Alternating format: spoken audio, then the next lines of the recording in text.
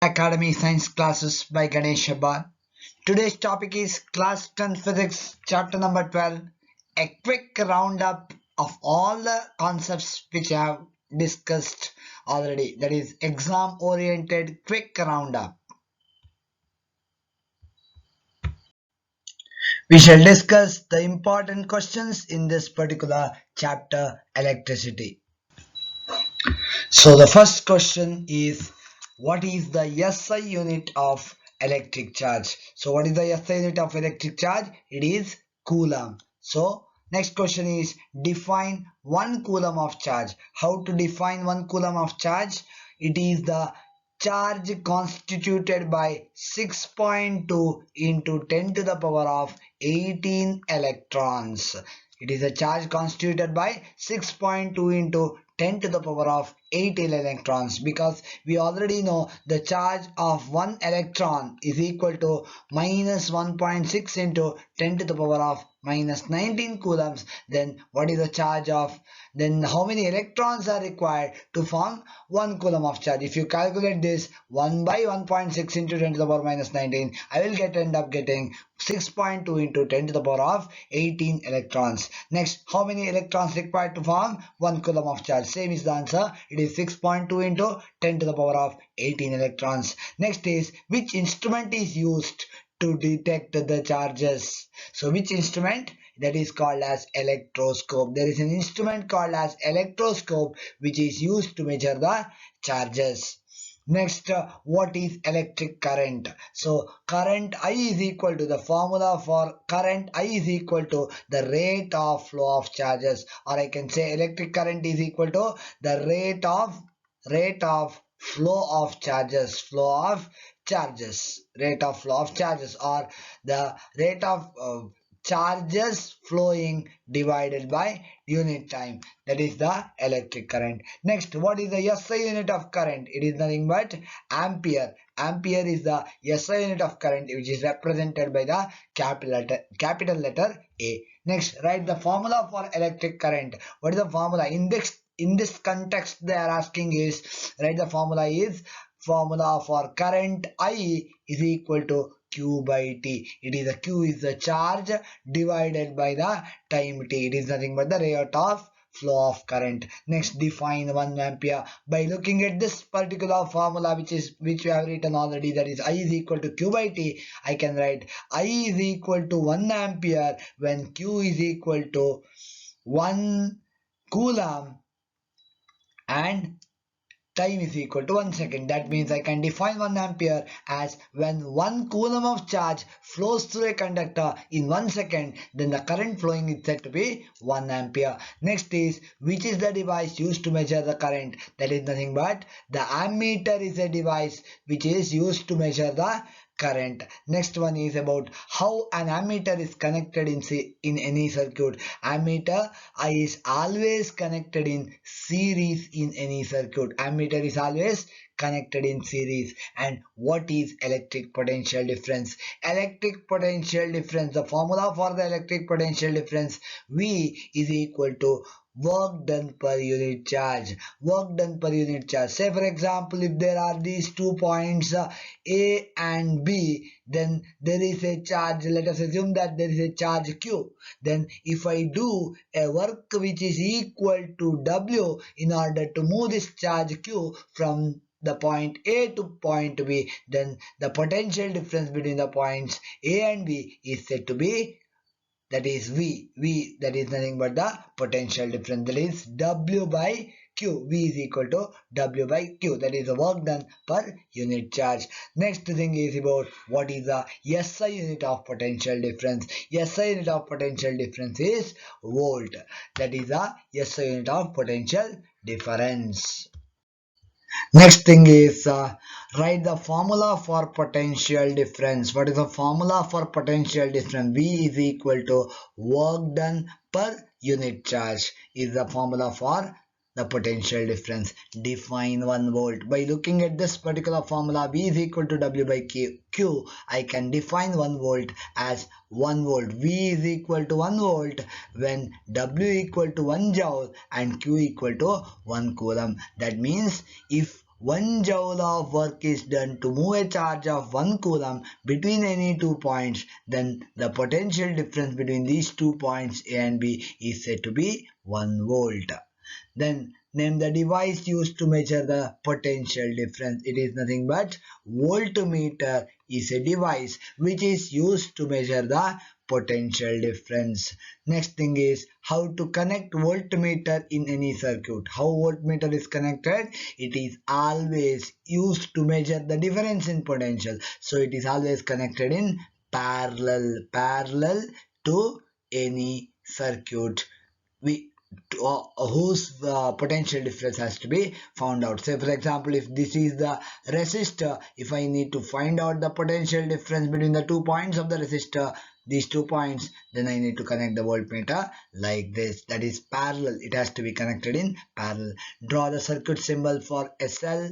Cell is nothing but like this, a single cell, like this, positive and negative. A battery, that means combination of such cells. A resistor is written like this, a variable resistor. How to denote the variable resistor? This is how to denote the variable resistor. A rheostat, how to measure that? How to write the rheostat? It is nothing but like this. It is a resistor but with an arrow mark over it. So that is rheostat. Two wires crossing each other without joint.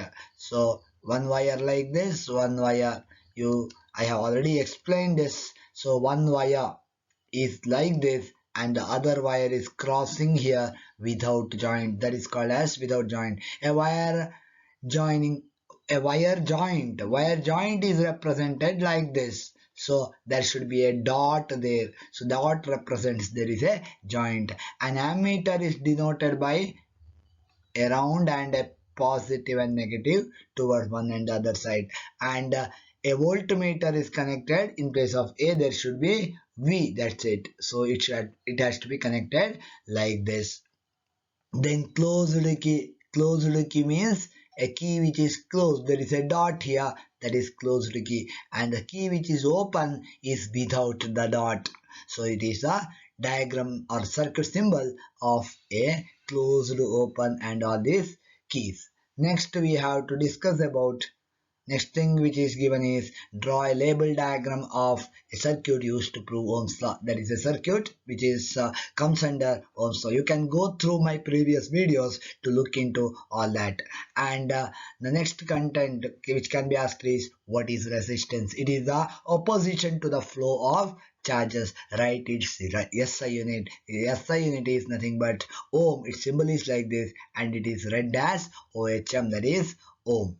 Then the next question which can be asked is define 1 ohm. It is from Ohm's law. Ohm's law, the formula of Ohm's law is V is equal to IR, or this simple as R is equal to V by I. That is, if a current of 1 ampere flows through a potential difference of 1 volt, then the resistance is said to be 1 ohm. That is definition of 1 ohm. What are the factors on which the resistance of any material depends on? Remember, resistance is directly proportional to the length and resistance is inversely proportional to the area of cross section.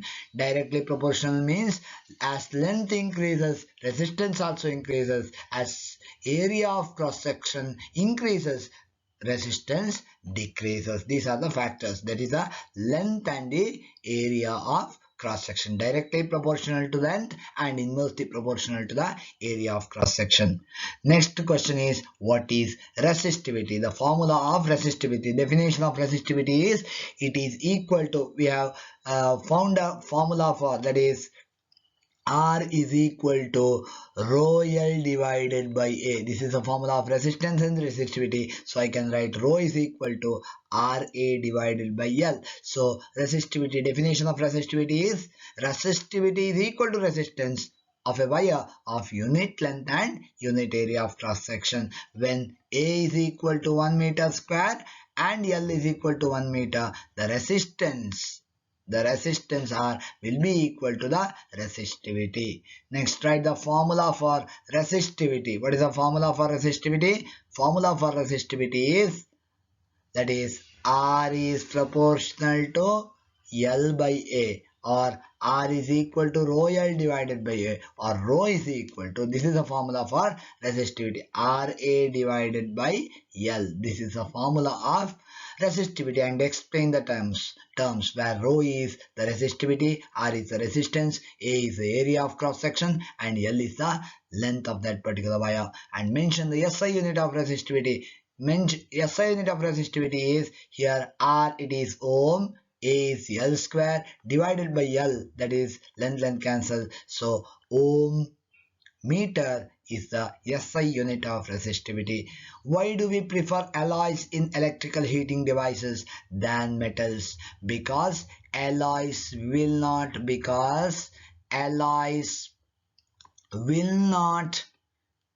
get oxidized, or burn readily at high temperatures. So when we connect these alloys to any heating devices such as electric iron or electrical coil, they won't get burnt easily. So that is why we prefer electrical alloys for electrical heating devices. So next thing is name the devices used to regulate the current without changing the voltage source. How to regulate the current without changing the voltage source is nothing but by using an instrument called as a rheostat. This is the symbol of a rheostat, that is called as rheostat. Rheostat is a device which is used to regulate the current without changing the voltage source. Next, what happens to resistivity of any material if its length and area of cross section are changed? Remember, the resistivity is independent of the length and area. It depends only on the material used. So remember, nothing happens to the resistivity of any conductor or any material when the length and area of cross section are changed. So that means it remains a constant. Resistivity remains a constant, but resistance may change. Resistance will change, but resistivity will not change if we change the length and area. It is constant for a given material. And write a neat labeled diagram of connecting resistors in series and parallel. It is a direct question. You can refer my previous videos for the answer for this, that is resistance in series and parallel diagrams. And what is the formula of effective resistance of system of resistors connected in series? So Rs is equal to R1 plus R2 plus R3. That is the formula for resistance of system of resistors connected in series. And 1 by Rp is equal to 1 by R1 plus 1 by R2 plus 1 by R3. It is the formula for the resistance, effective resistance of the parallel combination of resistors. Then how to obtain minimum possible resistance using any two resistors? Minimum is by connecting them in parallel. Minimum resistance is obtained by connecting any two resistors in parallel, and maximum is obtained by connecting them in series combination of resistors. We will obtain maximum resistance, and minimum resistance is possible when we connect them in parallel. Next, how does the voltage and current across each resistors vary when resistors are connected in series or parallel? Always remember, in a series combination, the current remains same, but voltage changes, voltage gets divided. But in the case of a parallel combination, voltage remains the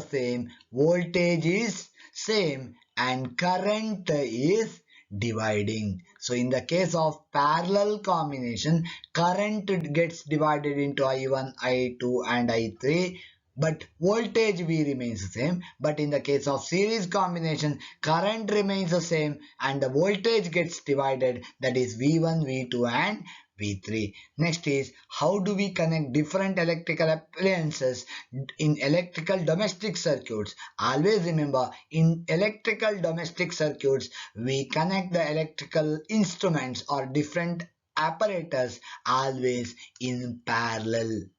Why do we connect them in parallel? Because just now we have discussed, in a parallel combination, current divides. Different instruments may require different currents to the flow. So currents need to be flown through through that particular instrument, but voltage is kept constant in parallel combination. So we connect domestic electric circuits in parallel because in order to maintain same potential difference across all the apparatus, all the instruments, and to give different values of current, different currents as required, different currents as required by the instruments. So it is possible only in the case of the parallel combination. Next thing we have discussed is about the Joule's law of heating. State Joule's law of heating, that is heat energy liberated, H is equal to